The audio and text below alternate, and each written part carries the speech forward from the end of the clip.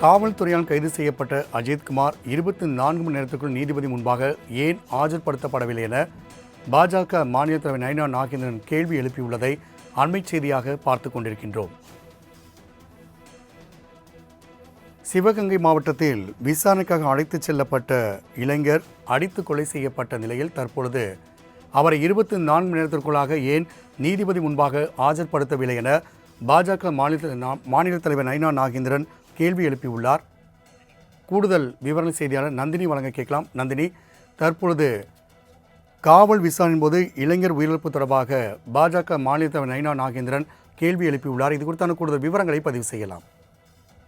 வணக்கம் ராம்குமார். காவல்துறையினரால் அடித்து கொலை செய்யப்பட்ட சிவகங்கை மாவட்டத்தை சார்ந்த அஜித்குமாரின் மரணம் தொடர்பாக பாஜக மாநில தலைவர் நயினா நாகேந்திரன் பல்வேறு கேள்விகளை முன்வைத்திருக்கிறார். குறிப்பாக இந்த கேள்விகளுக்கும் சந்தேகங்களுக்கும் காவல்துறை அமைச்சராக இருக்கக்கூடிய தமிழ்நாடு முதலமைச்சர் பதில்களை பெற்றுத்தர வேண்டும் எனவும் அவர் கேட்டுக்கொண்டிருக்கிறார். குறிப்பாக காவல்துறையினரால் கைது செய்யப்பட்ட அஜித்குமார் 24 மணி நேரத்திற்குள் நீதிபதிக்கு முன் ஏன் ஆஜர்படுத்தப்படவில்லை எனவும், பல இடங்களில் அஜித்குமாரை வைத்து அடித்து துன்புறுத்திய காவல்துறை மடப்புறம் கோவில் அலுவலகத்தின் பின்புறம் அழைத்து சென்று அவரை தாக்கியதாக அஜித்குமாரின் சகோதரர் நவீன் தெளிவாக குறிப்பிட்டிருப்பதாகவும் அவர் குறிப்பிட்டிருக்கிறார்.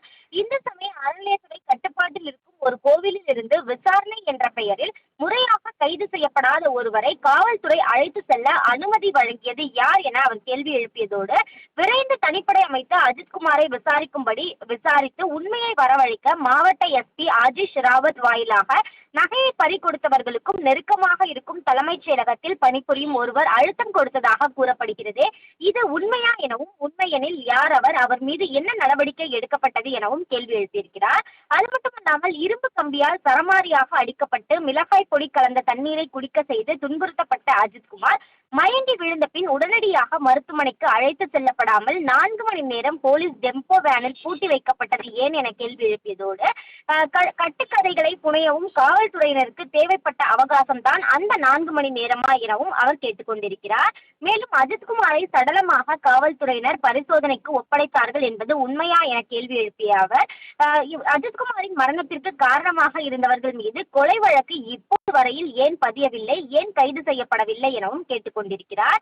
இதுவரை திமுக ஆட்சியில் 24க்கும் மேற்பட்ட காவல் நிலைய மரணங்கள் நிகழ்ந்துள்ள நிலையில் இதை வேடிக்கை பார்த்துக் கொண்டிருப்பதுதான் முதல்வரின் வேலையா எனவும், தமிழக காவல்துறை முதல்வரின் கட்டுப்பாட்டில் இருக்கிறதா இல்லையா என்றும், தொடர் காவல் மரணங்களுக்கு முதல்வர் கூறப்போகும் பதில் என்ன எனவும், இதற்கெல்லாம் முதலமைச்சர் தார்மீக பொறுப்பேற்றுக் கொள்வது எப்போது என மக்கள் கேட்கதாகவும் அவர் கேட்டுக்கொண்டிருக்கிறார். அந்த வகையில்தான் சிவகங்கை மாவட்டத்தில் காவல்துறையினரால் அடித்து கொலை செய்யப்பட்ட அஜித்குமாரின் மரணம் தொடர்பாக பல்வேறு கேள்விகளை பாஜக மாநில தலைவர் நயினா நாகேந்திரன் எழுப்பியுள்ளது குறிப்பிடத்தக்கது. நந்தினி, தகவலுக்கு நன்றி.